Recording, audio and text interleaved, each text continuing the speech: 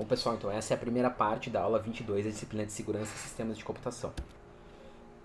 Então nessa aula nós vamos ter uma pequena e breve introdução aos firewalls.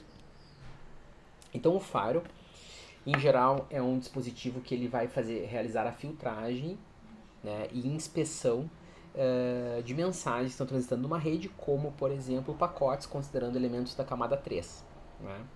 Um aspecto importante entre um firewall é que ele demarca a fronteira entre redes com níveis diferentes de confiança. Então, assim, em um extremo, redes que a gente considera que são confiáveis e que não são confiáveis. E daí, a partir disso, ele pode negar ou aceitar acesso a recursos internos. Então, o que um firewall pode fazer? Ele pode bloquear ataques ou potenciais ataques.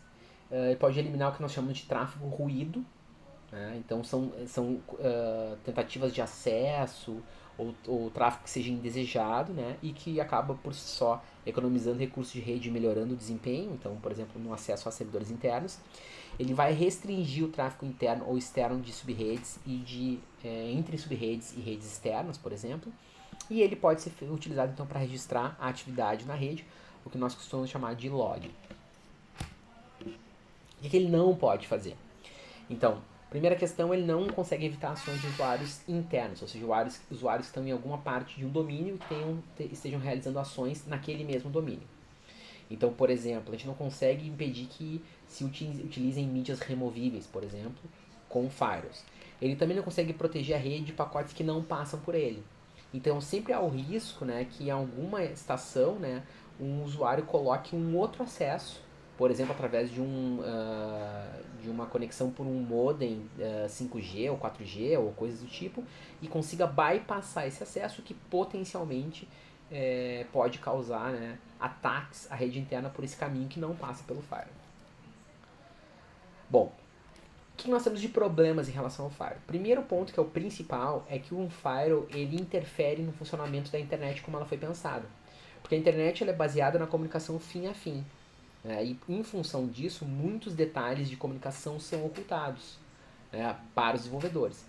Quando eu coloco um firewall, eu dificulto isso, porque as premissas originais que se pensam na utilização da internet, de redes do tipo da internet, começam a não ser mais verdadeiras. Então, uma das questões é que o firewall dificulta a implantação de novos serviços, por exemplo, em relação às portas que esses serviços precisam utilizar. Então, normalmente, em função disso, usuários, tanto usuários finais quanto, por exemplo, desenvolvedores de aplicações e algo do tipo, eles têm problemas com o uso de firewalls, não gostam de usar firewalls, né? E outra questão é que os firewalls, apesar de serem muito conhecidos, não resolvem todos os problemas de segurança. Então, no decorrer das aulas, vamos falar de outras ferramentas de segurança de redes que conseguem resolver algumas questões que os firewalls não conseguem. Por exemplo, sistemas de detecção de intrusão, sistemas de redes virtuais, privadas e coisas do tipo. Bom, então normalmente os firewalls eles vão inspecionar as mensagens, né, baseado em políticas de filtragem, e essas políticas de filtragem vão ser uma lista de regras ordenadas que vão definir uma ação para pacotes que se enquadrem então na definição.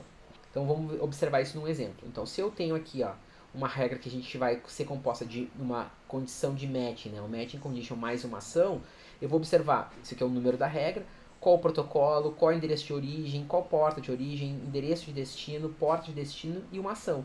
Então, se eu tenho um pacote que ele vai dar um match nessas condições, vai ter uma ação que pode ser, por exemplo, permitir ou negar esse pacote.